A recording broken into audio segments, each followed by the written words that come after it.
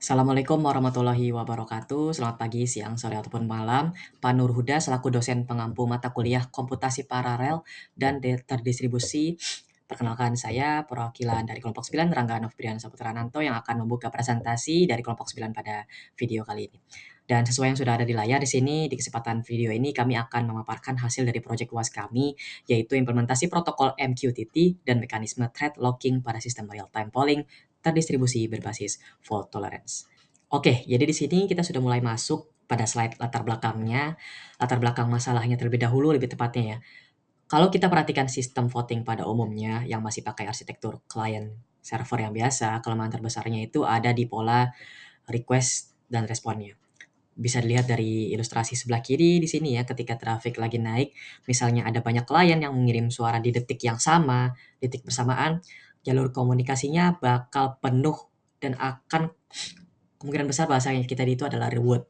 Akibatnya server itu nanti ujung-ujungnya akan kewalahan untuk merespon satu-satu dan akhirnya terjadi delay atau keterlambatan respon. Nah, karena banyaknya request yang numpuk dalam satu waktu, terjadilah lagi ujung-ujungnya adalah bottleneck. Dan ujung-ujungnya dalam hasil pembaruan skor voting ke layar pengguna jadi ikutan telat. Jadi jelas-jelas flow-nya menjadi tidak optimal, jadi tidak lancar, dan jelas untuk sistem yang targetnya harus benar-benar real time, itu kita tidak menginginkannya seperti itu. Lalu untuk permasalahan bottleneck tadi, di sini kita coba untuk menghadirkan sebuah solusi untuk mengakali bottleneck. Jadi kami beralih dari client server ke pendekatan yang lebih menuju publish dan subscribe. Jadi lewat pendekatan yang ini, sistem komunikasinya jadi jauh lebih efisien. Efisiennya dalam hal dimana kalau publisher dan subscriber ini tidak perlu saling menunggu karena semuanya itu diurus sama yang namanya broker. Jadi efeknya pembaruan hasil voting bisa langsung disebar ke seluruh klien secara real time. Jadi tanpa perlu nge-request berulang-ulang. Tapi di baliknya terjadinya kecepatan sistem ini, ada dua tantangan teknis utama yang hadir. Yang pertama itu adalah soal konkurensi data. Jadi konkurensi data ini adalah sebuah hal yang hadir karena ratusan request bisa masuk di waktu yang bersamaan, pemrosesannya harus diatur sedemikian rupa, biar hitungan suaranya itu tidak tabrakan atau kena race condition. Lalu di tantangan kedua adalah masalah penyimpanannya. Kalau kita coba naruh data sebentar di memori, itu bisa berbahaya karena kita harus memikirkan juga di sisi bahwa kita butuh mekanisme penyimpanan tambahan supaya data voting terakhir itu nggak hilang atau ke-reset dari nol. Misalkan amit-amit terjadi servernya itu tiba-tiba crash. Jadi dengan penghadiran solusi dari kami seperti ini dan juga kami aware bahwa ada dua tantangan susulan yang hadir, kami akhirnya menarik benang merah untuk nentuin fokus, masalah, dan tujuan implementasi project ini. Apa aja poin-poinnya, kita lanjut ke next selanjutnya. Nah, dari slide yang sebelumnya yang sudah dibahas tantangan teknis yang sudah ada, jadi kami akhirnya mengerucutkan fokus masalah di project ini menjadi 3 poin utama. Bisa dilihat di deretan kotak bagian atas ini ya, intinya kami mau memastikan bahwa transmisi datanya tetap real time dan bebas dari bottleneck, dan juga kami juga harus mencegah yang namanya race condition saat server menerima banyak request secara berbarengan. Dan yang gak kalah pentingnya juga adalah kami mau mengurangi risiko data hilang kalau tiba-tiba servernya crash atau bahkan misalnya ada mati dari sisi listriknya. Lalu untuk menjawab ketiga masalah ini, tujuan implementasi kami juga dibagi 3 seperti yang ada di deretan bawah ini. Yang pertama, kami menerapkan komunikasi publish subscribe pakai protokol MQTT biar distribusi datanya itu bisa lebih cepat. Lalu yang kedua, kami pakai mekanisme thread locking untuk menjaga konsistensi rekap data suara supaya tidak saling menimpa. Lalu yang ketiga, kami menyimpan log datanya secara otomatis ke dalam format JSON. Jadi kalaupun servernya nanti mati ataupun mati listrik, datanya tetap aman dan bisa direcover. Dan hadir pertanyaannya, setelah 3 solusi ini diterapkan, bagaimana hasil performa sistem aslinya saat diuji? Apakah benar efektif mengatasi masalah awal tadi?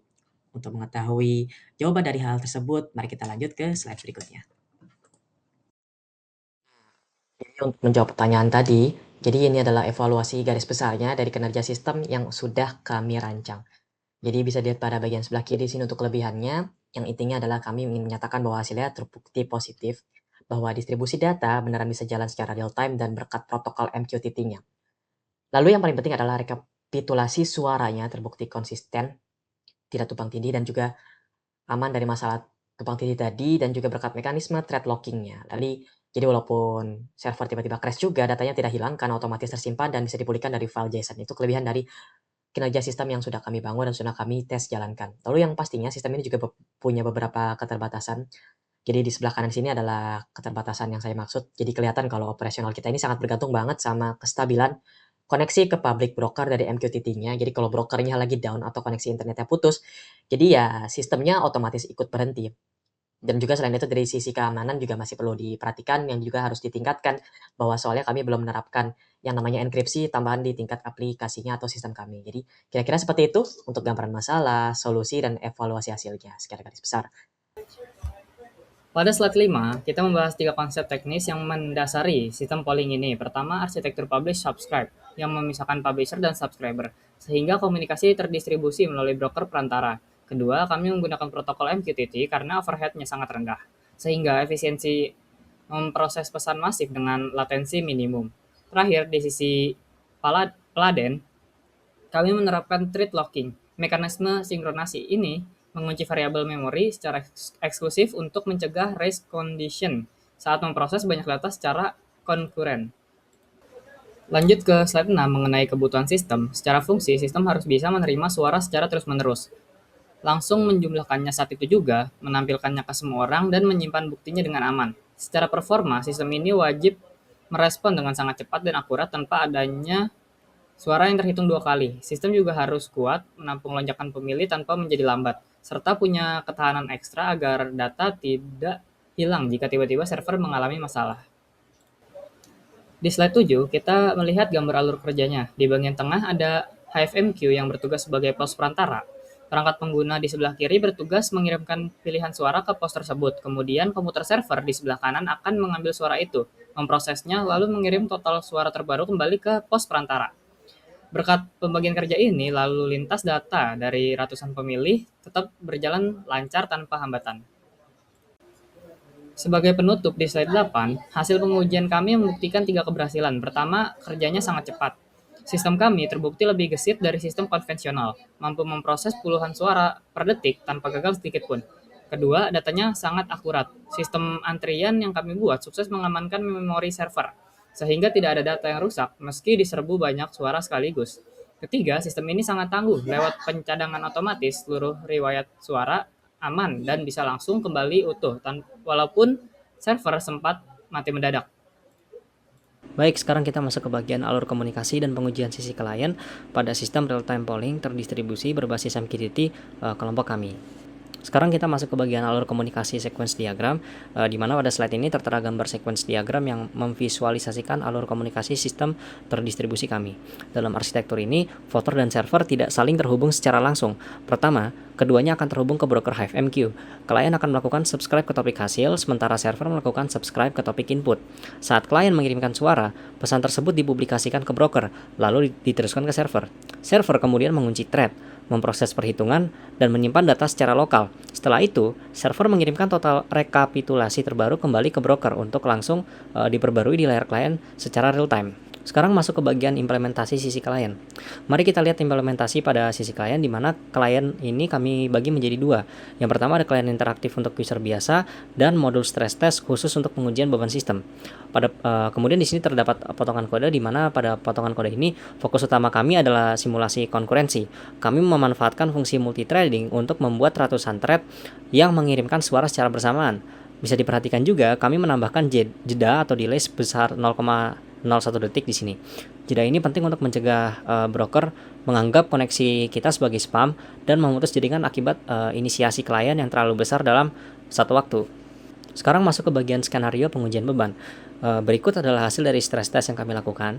Performa pemrosesan kami ukur menggunakan metrik throughput, yaitu dengan membagi total request dengan total waktu eksekusi. Seperti yang terlihat pada tabel, kami menguji sistem secara bertahap mulai dari beban 50 hingga 1000 request bersamaan. Hasilnya terbukti sangat stabil. Sistem mampu mempertahankan tingkat keberhasilan 100% tanpa ada satupun data yang korup atau suara yang hilang. Waktu eksekusi untuk 1000 request hanya membutuhkan waktu sekitar 12,5 detik, yang artinya sistem kami berhasil mencapai throughput optimal hingga 80 request per detik. Baik, sekarang saya akan mendemokan proyek kelompok kami. Dimulai dengan menjalankan server.py. Dapat terlihat, server sudah terhubung ke broker HiveMQ.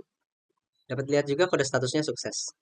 Sekarang saya akan menjalankan client.py untuk menginputkan voting secara manual satu persatu. Nah, kita sudah berhasil masuk ke sistem voting HiveMQ. Kita coba ketikkan A untuk memilih voting A.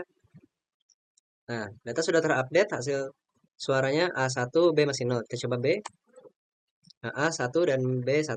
Sekarang saya akan coba untuk menginputkan data secara manual bersama dengan teman saya di komputer lain.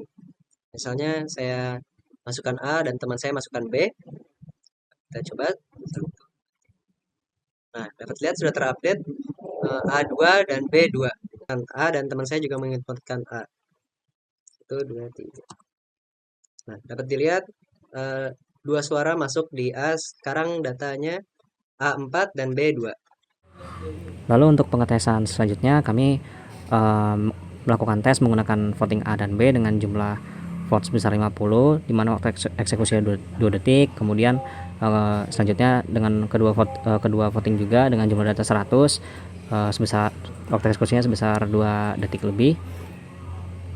Lalu untuk tes ketiganya kami menggunakan data yang lebih besar lagi sebesar 200 dengan total waktu eksekusi sekitar 3 hampir ke 4 detik. Lalu untuk yang tes selanjutnya sebesar 500 voting dengan waktu eksekusi 2 kali lipatnya sebesar 7 detik. Dan untuk yang terakhir kami menggunakan 1000 voting dengan total waktu eksekusi sebesar 12 detik. Nah, di sini bisa disimpulkan dari hasil yang kami dapatkan, semakin banyak data voting yang kami tambahkan, semakin lama untuk waktu eksekusinya.